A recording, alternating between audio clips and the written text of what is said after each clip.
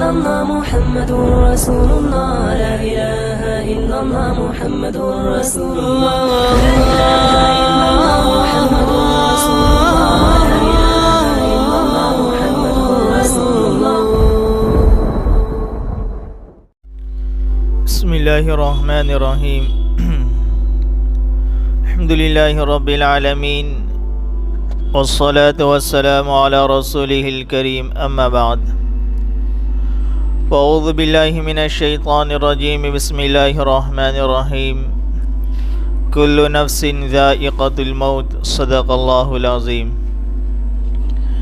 بزرگان محترم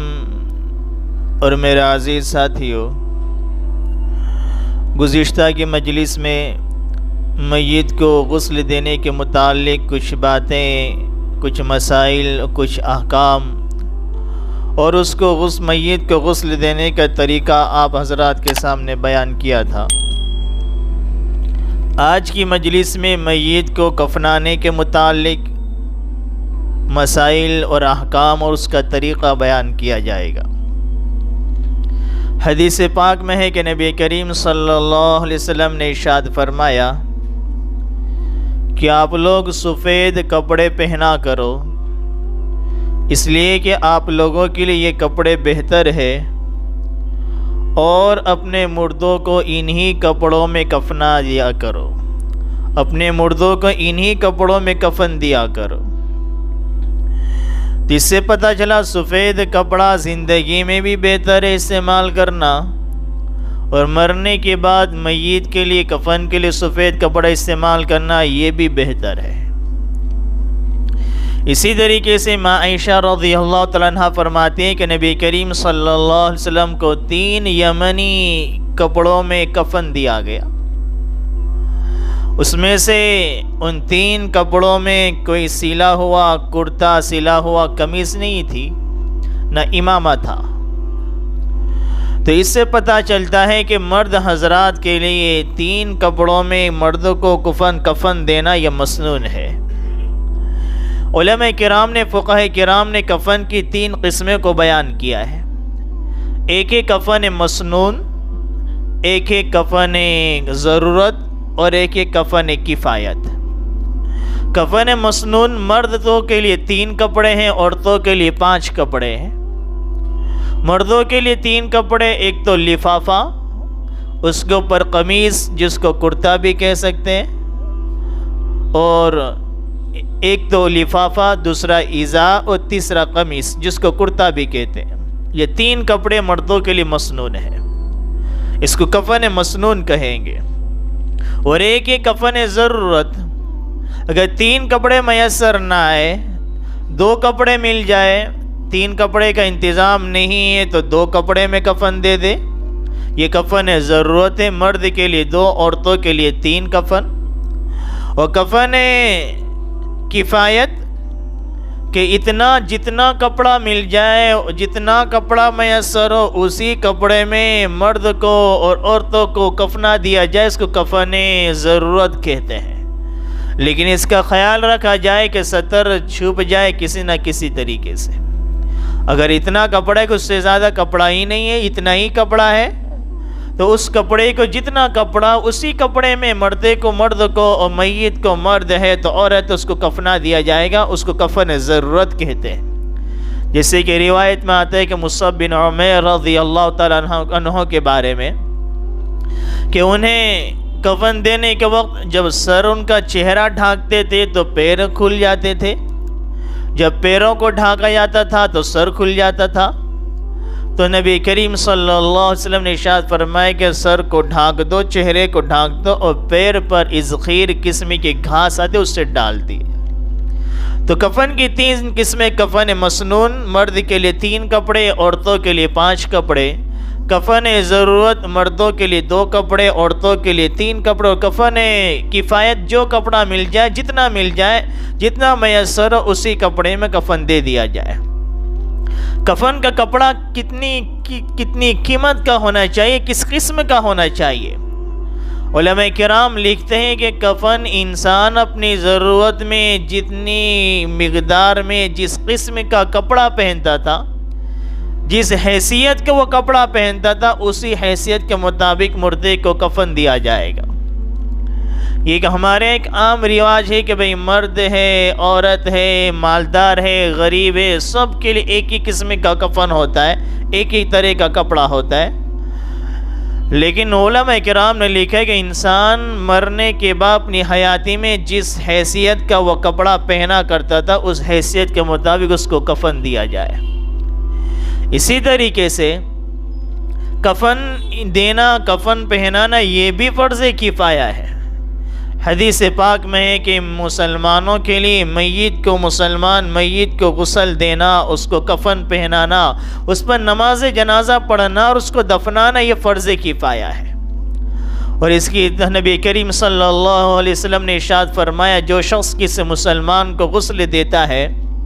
وہ گناہ سے ایسا پاک ہو جاتا ہے گویا یہ ابھی اپنی ماں کے پیٹ سے پیدا ہوا۔ اور جب کوئی کسی مسلمان پر کفن ڈالتا ہے، کسی مسلمان کو کفن پہناتا ہے، اللہ اس کو جنت کا لباس پہنائے گا۔ کتنی بڑی فضیلت ہے۔ اسی طریقے سے ہم اپنے مال کو مساجد میں، مدارس میں، غریبوں پر، یتیموں پر، فقیروں پر، ہر ادھر اچھی جگہ ہم خرچ کرتے ہیں۔ ہم اسی طریقے سے ان مواقع کو بھی ہم تلاش کریں کہ اگر ہمارے معاشرے میں، ہمارے علاقے میں کسی غریب کا، کسی محتاج کا انتقال ہو گیا تو اس کی تجہیز و تکفین کی ذمہ داری خرچ اپنے ذمہ ہم لے لیں کہ اس کی پوری تجہیز و تکفین کا ہم انتظام کر لیں۔ اس کے لیے ہم نے کفن لا کر دے دیا، اس کی قبر کا ہم نے انتظام کر دیا، تو چند روپیہ ہم نے خرچ کر دیا۔ آدمی ادھر مسجدوں میں، مدرسوں میں، ہر طرف دیتا ہے، لیکن اس طرف اس کی نظر نہیں جاتی کہ مالدار ہے، اسی کے محلے میں غریب شخص رہنے والا، لیکن اسی کے گھر میں اگر انتقال ہو جاتا ہے، میت ہو جاتی ہے، تو کفن لانا ہے، قبر کھودنا ہے، قبر کھودنے والے کو دینا ہے، غسل کرانے والے کو ہدیہ دینا ہے۔ ان تمام اخراجات کو ملائے، اور اگر بیمار ہے تو ہاسپٹل سے جو بل نکلا ہے تو ان کو دیکھا جائے تو ایک لمبی رقم اس کی بن جاتی ہے۔ اگر ہم ان کا ساتھ دے دیں تو ایک بڑا بوجھ ان کے سروں سے ہلکا ہو جائے گا۔ تو کفن کے متعلق تو انسان اسی طریقے سے کفن اپنی زندگی میں بھی لے کر رکھ سکتا ہے کہ آدمی نے اپنی زندگی میں، اپنی حیاتی میں کپڑا لے کر رکھ دیا، یا بہت سے حضرات اپنے کفن کے کپڑے کو جو عمرے کے لیے گئے جاتے ہیں یا حج کے لیے جاتے ہیں تو جن چادروں کو احرام میں استعمال کیا انہی چادروں کو زمزم کے پانی میں تر کرتے ہیں، اور اسی ترشدہ احرام کی چادروں کو کوئی کہتا ہے کہ اپنے کفن بنا لینا، تو اپنے کفن میں استعمال کر رہے ہیں، تو کوئی حرج کے بات نہیں بلکہ تبرک کے طور پر اس طرح سے کرنا چاہیے کہ زمزم کے پانی میں بھیگی ہوئی تر جو چادر ہیں یا کفن ہے اس کے ذریعے سے کفن دینا، یہ تبرک لکھا ہوا ہے، برکت حاصل کرنے کے ذریعے جائز اور بہتر لکھا ہوا ہے۔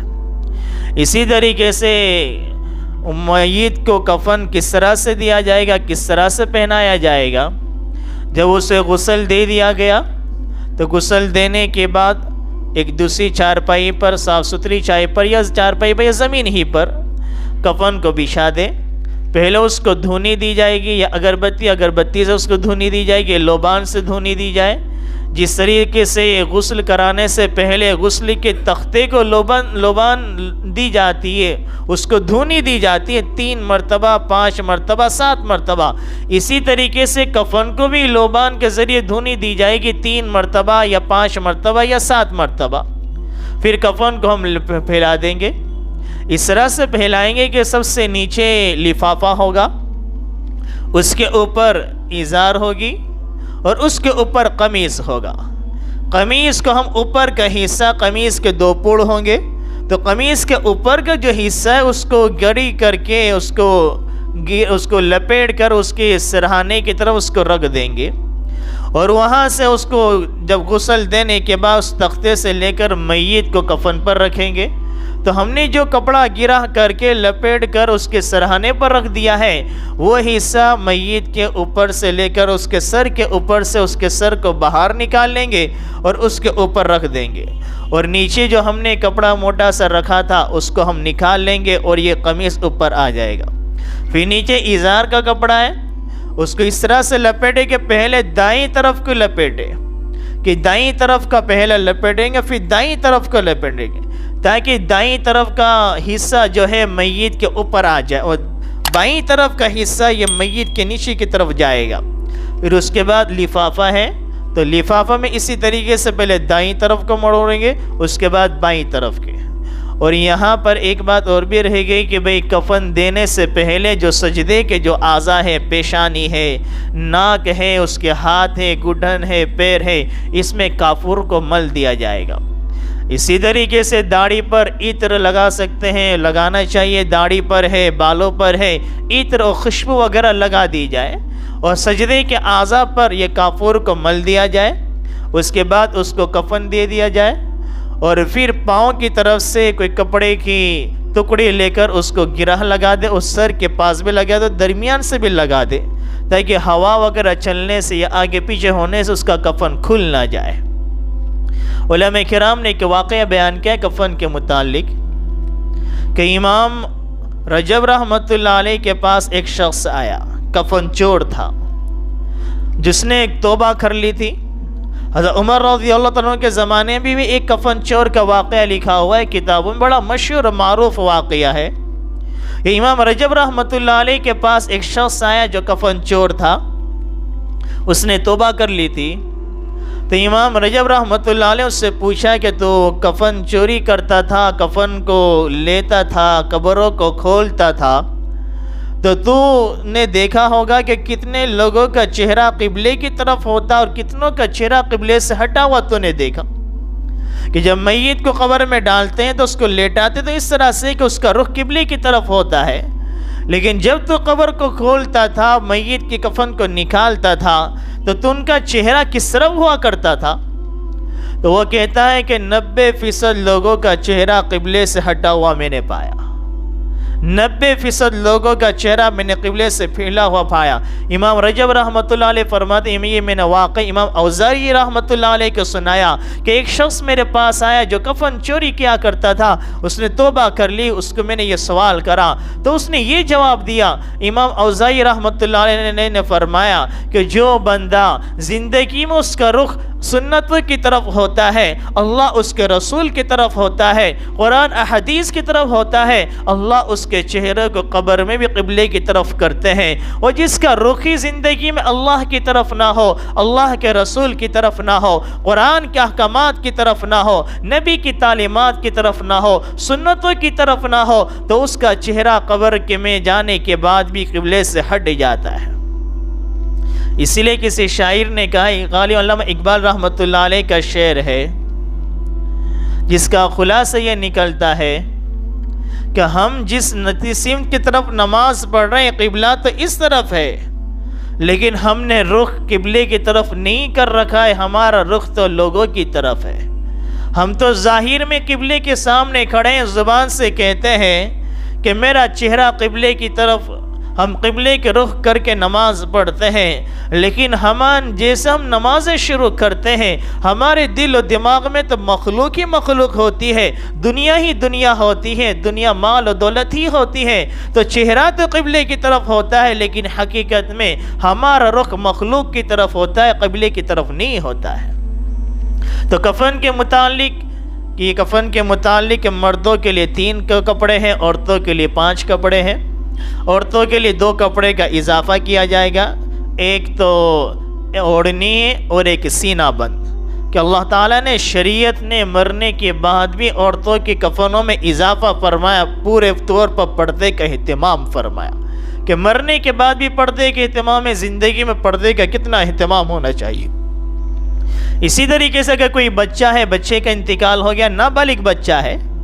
لیکن وہ نابالغ بچہ بلوغت کے قریب ہے، نابالغ لڑکا ہے یا نابالغ لڑکی ہے، اس کا انتقال ہو گیا لیکن بلوغت کے قریب 11-12 سال کی عمر ہے اور ان کا انتقال ہو گیا، تو ان کو بھی غسل دیا جائے گا۔ اور ان کے کفن کا کیا مسئلہ؟ تو جس طرح سے مرد حضرات کو، بالغ حضرات کو کفن دیا جاتا ہے، اسی طریقے سے ان بچوں کو بھی جو نابالغ ہے لیکن بلوغت کے قریب ہے ان کو بھی مردوں کی طرح، لڑکا ہے تو 3 کپڑے، لڑکی ہے تو 5 کپڑے میں کفن دیا جائے گا۔ لیکن اگر کوئی چھوٹا بچہ ہے، نابالغ ہے، چھوٹا بچہ ہے، بلوغت کے قریب نہیں ہے، 5, 6, 7 سال کا بچہ ہے، تو اس کے لیے بھی بہتر ہے کہ 3 کپڑے لڑکا ہے، لڑکی ہے تو 5 کپڑے. اگر 2 کپڑے میں بھی کفن دے دے لڑکے کو تو حرج کی بات نہیں، درست و جائز ہوگا. اسی طریقے سے بہت سے حضرات بچوں کا مسئلہ بھی پوچھتے ہیں کہ جو بچہ پیدا ہوگا، وہ بچہ پیدا ہونے کے بعد اس کا انتقال ہو گیا، مر گیا، اس کے غسل کا، کفن کا، نماز جنازہ کا کیا مسئلہ ہے؟ تو اس کا مسئلہ یہ کہ جو بچہ زندہ پیدا ہوا، جو بچہ اپنی ماں کے پیٹ سے حمل سے زندہ پیدا ہوا اور پھر دنیا میں آ کر مر گیا، تو اس کو غسل بھی دیا جائے گا، اس کو کفنایا بھی جائے گا، اور اس پر نماز جنازہ بھی پڑھی جائے گی، اس کا نام بھی رکھا جائے گا اور اس کو دفن کر دیا جائے گا. لیکن ایک بچہ مرا ہوا ماں کے پیٹ سے پیدا ہوا، حمل سے نہ مرا ہوا ہی مردہ بچہ پیدا ہوا، تو اب اس کو نہلایا تو جائے گا اور ایک کپڑے میں لپیٹ دیا جائے گا، اس پر نماز جنازہ نہیں پڑھی جائے گا، اس کو دفن کر دیا جائے گا اور اس کا نام بھی رکھا جائے گا، لیکن اس پر نماز جنازہ نہیں پڑھی جائے گی. نماز جنازہ اسی پر پڑھی جائے گی جو زندہ پیدا ہو. اگر مردار بچہ پیدا ہوا تو اس پر نماز جنازہ نہیں پڑھی جائے گی. اسی طریقے سے اسقاط حمل ہو گیا، حمل ساقط ہو گیا، اور اگر حمل ساقط ہوا تو وہ حمل اتنا چھوٹا ہے کہ اس کے اعضاء بنے ہوئے نہیں ہیں، ناک، آنکھ، منہ، ہاتھ، پیر، کوئی اعضاء بنے ہوئے نہیں ہیں، تو اس صورت میں اس کو کپڑے میں لپیٹ کر دفن کر دیا جائے گا. یہاں ایک مسئلہ وہ بھی سمجھ لے کہ انسان کے بدن کا ہر عضو قابل اکرام ہے، انسان کے بدن کا ہر عضو قابل احترام ہے. ہمیں اپنے عضو، ہمارے بدن سے نکلنے والی چیزیں، ان کو بھی اس طرح سے پھینکنا نہ چاہیے، بلکہ ان کو ایک جگہ دفن کرنا چاہیے. ناخن ہے، بال ہے، یہ چیزیں کبھی اکرام کتابوں میں لکھا ہے، ضروری ہے. تو خیر اگر اسقاط حمل ہوا اور وہ بچہ اتنا ہے کہ اس کے ناک، ہونٹ، کان، ہاتھ، پیر بنے ہوئے، اعضاء بنے ہوئے نہیں ہیں، تو اس صورت میں کپڑے میں لپیٹ کر اس کو دفن کر دیا جائے گا اور اس کا نام نہیں رکھا جائے گا. لیکن اگر اسقاط حمل ہوا لیکن اس کے اعضاء بنے ہوئے اور اکثر اعضاء جسم کے بنے ہوئے ہیں، تو اس صورت میں اس کو نہلائے اور اس کو کپڑے میں لپیٹا جائے گا، اس کا نام بھی رکھا جائے گا، کیونکہ اس کے اعضاء بھی بن چکے ہیں، اکثر بچہ بن چکا ہے، تو اس کا نام بھی رکھا جائے گا اور اس کو کفن دے کر اور کپڑے میں لپیٹ کر اس کو دفن کر دیا جائے گا. اللہ تعالی ہم سب کو سمجھنے اور عمل کرنے کی توفیق عطا فرمائے. آمین. وما علینا الا البلاغ.